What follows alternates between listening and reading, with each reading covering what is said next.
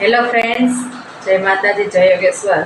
તો આજે આપણે કંઈક સ્વીટમાં બનાવશું અને તેમાં આપણે આજે બનાવશું મગની દાળનો શીરો. તો ચાલો તેના માટે આપણે તૈયારી શરૂ કરી દઈએ.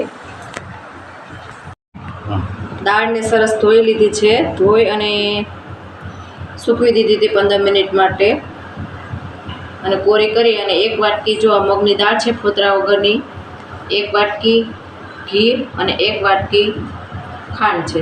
જે વાટકી દાળ છે એ જ વાટકીના માપના ઘી અને ખાંડ છે. આપણે કઢાઈમાં દાળને છે ને ગોલ્ડન બ્રાઉન થઈને કલર થોડોક ચેન્જ થાય ત્યાં સુધી શેકવાની છે. એમાં કાંઈ નાખવાનું નથી, ખાલી શેકવાની જ છે. ધીમા ગેસે આપણે શેકવાની છે.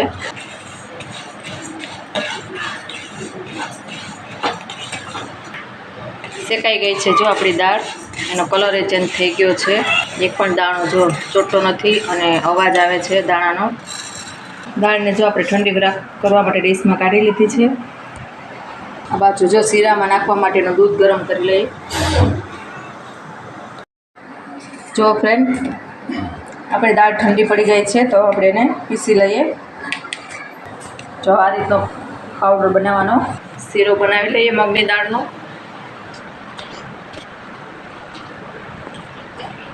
બધું ઘી એડ નથી કરતી, થોડુંક શેકાય પછી આપણે એના એડ કરી દઈશું. ચાલો, આપણું ઘી આવી ગયું છે.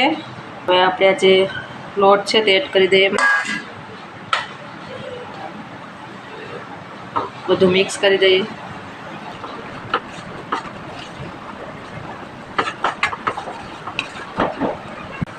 થોડું ઘી એડ કરી દઈએ.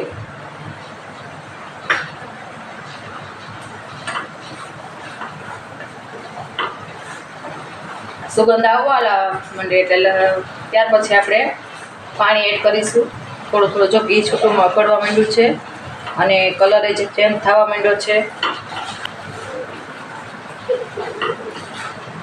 થોડું ઘી એડ કરી દો. પાછું બધું છે એડ કરી દો. ટોટલ 1 વાટકી ઘી થઈ ગયું છે. તો થોડુંક પાણી એડ કરી દઉં.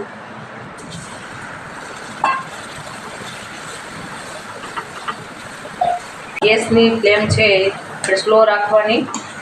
1 વાટકી ખાંડ છે તે એડ કરી દઈએ.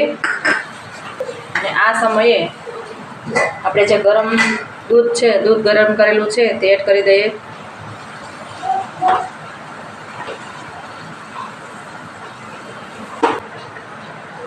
થોડા કાજુ બદામ,